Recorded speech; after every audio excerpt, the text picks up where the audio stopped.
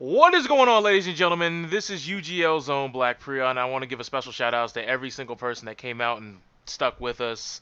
Online tournaments have online issues, and a lot of online issues did occur, but we were able to knock it out and have a very successful event. We peaked at 125, 130 viewers on Twitch. So shout outs to you Yippers. guys for coming through with the viewership. Supporting your game. MKX is not dead, so don't listen to those people trying to spit that narrative to you. But the game is doing pretty well, had some good numbers. So we had people come out to watch this online event, the UGL Alpha 2.0. And its winner was Noble Gaming's Tweety. So shout outs to Tweety for doing his thing in grand finals. I mean, you know who he faced, right? I mean, it was none other than Emperor Strange, and the dude was putting on a show, whether it was with his Goro or whether it was with his Kano. At the end of the day, the man came to put in work. So at the end of the day, you got to give big shout outs to him. Shout outs to Jared for taking home third place. So everyone's walking home a little bit richer. Now, as we all know, there was a little disgruntlement that happened in the losers bracket. And I'm probably going to pull the losers bracket up and put it right over my face right now because I believe that this is more of an important thing to address than it is to see my ugly mug go right up here talking to you guys live. So I feel as though that it needs to be addressed, and we'll talk about it right about now. Let me just go ahead and grab this and cue this up for you guys. Because a lot of people, when things like this happen, they'll try to like not talk about it and act like it never happened. But I don't do that. I'd like to clarify these things. All right, so Forever King Jr. put on a tremendous showing, came out here with this Cyrax, was putting in work, had bomb combos, had swag combos, and legitimately had been putting on a good show. It was nice to watch. I gave it hella props when we were watching on stream when he was one of the matches that we called up for stream. But he did end up finding himself in the losers bracket. Now, there was another player known as Confess Your Sins. A lot of people have been talking about him as well. I've never seen him. I've never met him, just like I've never met Forever King Jr., nor have I met Forever King. The reason why I bring this up is because Forever King also participated in this trophy, in this tournament, but at no point did they ever make the point that they're playing on the same console. Now, some people in the chat were saying, well, shouldn't it be obvious if they're related? First off, I've never met them. And I didn't even know they were brothers. Even at the beginning of the stream, when someone had asked me, I think it was Rockaway Carter who asked me, he's like, are they really related? And I literally said, I don't know, because I've never met them. So I couldn't tell you. For all I know, Forever King Jr. could have been the new Lurfic Pageant. I don't know if you guys know about that. But regardless, I didn't know. So the other thing is, let's just say Forever King Jr. and Forever King got in the same part of the bracket, right? They would eliminate each other. Problem is, what if that happened in top 8? What if when we did the random shuffling of the brackets, they made it to the end and it just so happened to be grand finals? I can't stream that because two players with one PS4 couldn't be online in the lobby at the same time to play each other because there would be two people on one console and they would have to therefore play that match off stream. It would have been nice to know that they were on the same console. We were never notified of that. But that is not the issue that occurred. That is not the issue at hand. It plays into the issue, but it's not the issue directly because confess your sins. And this is not to take a shot at confess your sins. This is to elaborate on some things that are going on here. We put the room up so we can have the room so we can check everybody because we know some people sign up with different names than their gamer tag, and then they show up on the Twitch chat with a different name than their gamer tag. So it's nice where we get everyone together, we can communicate through voice, through the Twitch chat. You guys can be like, oh, okay, I see what they're doing. They're calling matches. If you're not in the Twitch chat, it's very hard for me to help you because we called your match for about a good 15, 20 minutes, correct? Yep. And then you didn't come because you were in there playing casuals with someone else in the lobby. Now, I did send you a message that we've been calling you for a while. Your match is next on stream. But then you continued to play. So I sent a last minute message that read something, what was along the lines of like, you have to get out of that game. To make it short and brief, I can pull it up if you guys really want me to and put it in the description below. But then you came out of the room.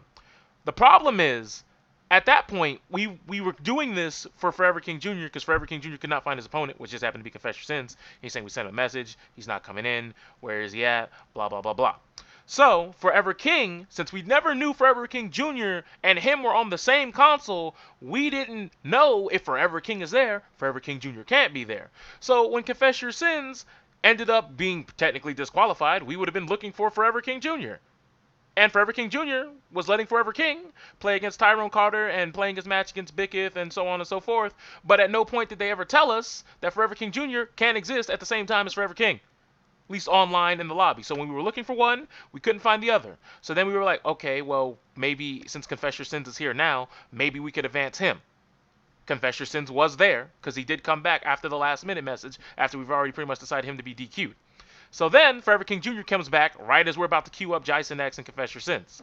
That Forever King let it be known in the chat, like, yo, man, that's messed up. How can you do that? We were looking for him. How come he didn't get disqualified? How come he didn't get DQ'd? Well, they both got DQ'd. Then it became an issue of how can you DQ? Well, look, this is how challenge works. You see right here in this, hopefully it's on screen too. Yeah, it's on screen. So you guys can see right here. If we DQ two people back to back, right? If we DQ them back to back, it didn't matter because Jason X was going to move on from here because of the DQs that were happening. I mean, we could have DQ'd Confess Your Sins first and then moved Forever King Jr. here, but then it would have been the same result either way because we would just flip the names here. And it really technically at the end of the day would have ultimated and culminated into the same exact thing where Jason X and Gerard were on stream playing. And then while they're in the middle of a match, you got some people who are saying, nah, man, you got to roll it back, man. You got to allow Forever King Jr. to play Jason X and blah, blah, blah, blah, blah, so on and so forth. Even though we're already a game into this match over here trying to set up things for top 8 later on in the tournament. So that was the series of issues at hand. For one, we're going to have to explicitly state in the rules that if you're on the same console, we can't really allow that due to the fact that if it is going to be a match that has to be streamed for like top 8 purposes, so on and so forth, we would like it to be able to happen online rather than, let's say it's a top 4 match and we need somebody to finish their match in order to have grand finals. So technically we would have a match that's top 4 that we would just have to be talking about without actually being there or having a visual representation on the screen, unless me and Rockaway Carter try to simulate what they're talking about and like try to do it old John Madden radio call style. But that aside, that was what was the issue that happened right around here. Now I'm gonna let the chief officer here, the guy who handed out the DQ personally, I'm gonna let you. How did you see it? What happened?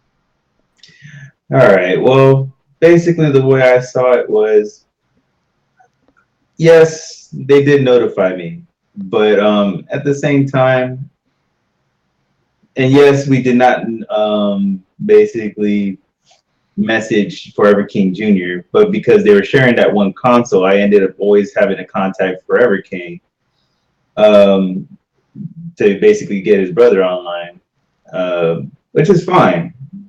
I personally did not see a problem with that, but we gave him 15 minutes. We were already we were basically going to DQ Confess Your Sins, but he wasn't there to actually just move on and get the match ready up, cue the match with Jason X. We did make that call. So because of that 50-50, because of the fact that, well, yeah, they did give us notification of Confess Your Sins not being available, even though, Because I asked at this point, you can just do a 50-50 on who moves on. I said I will literally flip a coin. yeah, and I decided to take the 50-50 fault on that. I'm not against being wrong. I mean, we at the UGL, we're accountable for our faults. So that's how I would expect that of anybody, especially myself, to know, hey, to accept whenever we're wrong. Now, in this case, it was complicated because we weren't, just like what Prion said earlier, we weren't notified of the single console deal.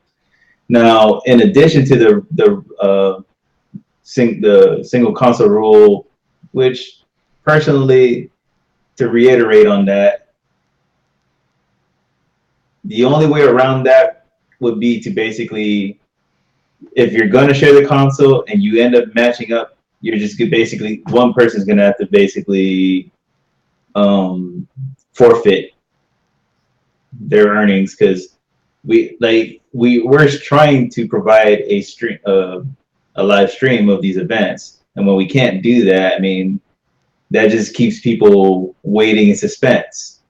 We don't want to waste everybody's time by having people play offline, which again leads me to another rule that we're actually going to implement, which is that if your connection is so bad that we are just unable to host any of your matches, then, well, I mean, until it gets fixed, we're just going to have to temporarily ban you.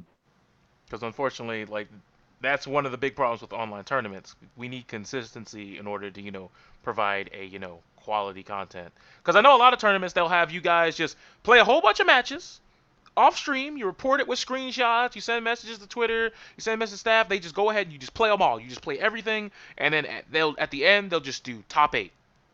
They'll just stream 8 players, narrow it down, bada boom, bada bing, blah blah blah blah blah, so on and so forth. And Correct. I see why a lot of tournaments have to do that because with certain online, because especially with online issues and a lot of other fighting games where they don't even have a lobby feature present, it's something that actually is a little bit of a concern. Right. And it's not like we're a free tournament that's offering nothing. So, or a free entry tournament that's offering nothing. We are rewarding people, so we are expecting a certain standard when it comes to our streams as well. Now, the third rule I would like to implement is if your stream is up and you're actually in another match, I would pretty much you'll get one warning. That's all I'm gonna give. One warning. You basically ignore that warning, DQ. But even that aside, there's one more thing that I have to stress, and I know this affected a few people during the tournament. If you are not in the stream chat, it is very hard for me to help you. Because if you're just in game in the lobby system and you're only hearing in game sound, I get it. You may not. I mean, at this point, you can have like a tablet around, phone, laptop, or pretty much any other device that connects to the internet at this point. At least have the Twitch audio playing in the background for yourself. So when you hear your name being called, you'll be able to understand. You know what I mean? Because if you can't hear us when we're trying to communicate to you, then we end up with the problem of us being like, have you heard of blah blah blah blah blah? Where's blah blah blah blah blah? Have you seen blah blah blah blah blah? Where's blah blah blah blah blah? Where's Jim? I have not seen Jim. Anyone seen Jim? Where did Jim go? But if no one tells us that Jim isn't even in the chat or Jim is only in game, then how can Jim even know that we're calling out for him? Now, we can send people messages, but if you're in the middle of a tournament and we're calling matches, why would you be playing casuals anyway in the lobby of the tournament itself with someone who is like 3 rounds away from even having to play you for any reason in the middle of the tournament? Yep, exactly.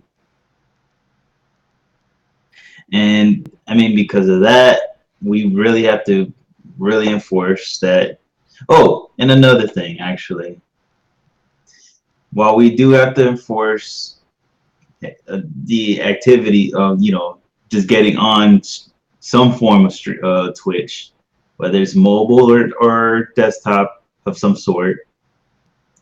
Hell, I think what most consoles actually have supported too.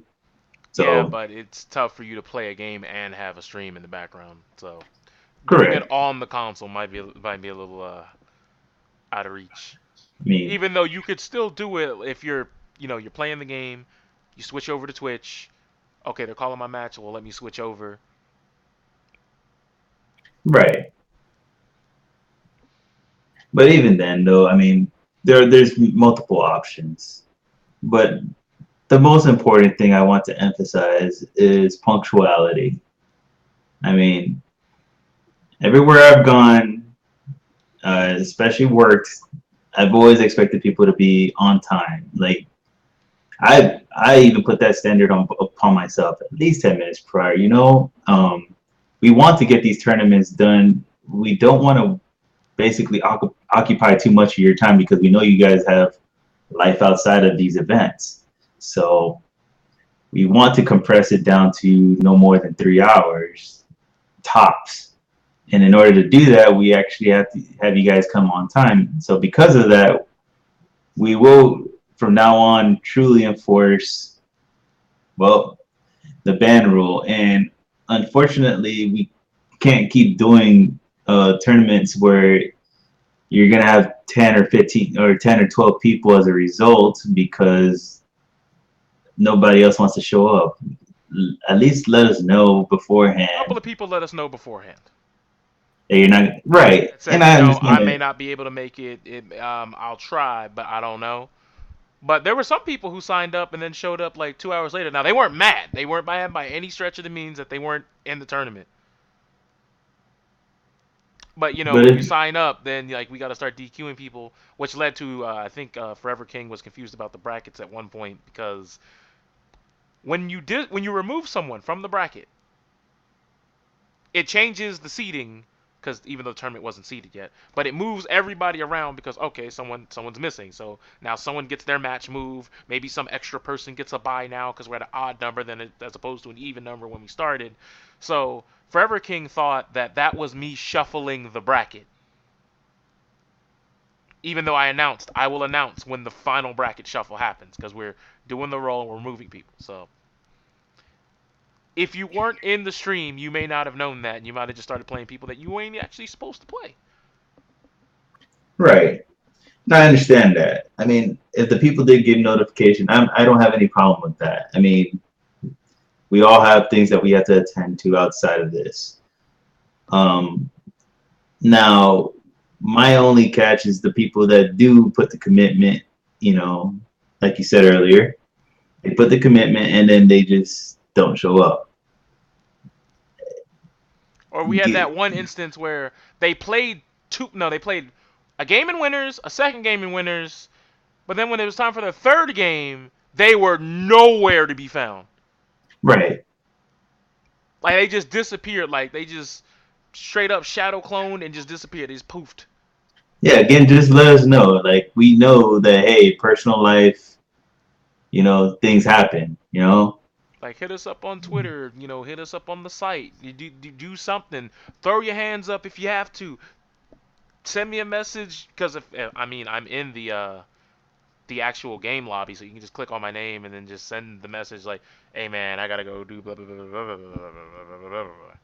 Yeah, because we don't want to hold up the tournament for everybody else, because there are people watching and we do care. I mean, we care about your well-being and we also care about the fact that, hey, we're trying to provide a quality stream for you guys.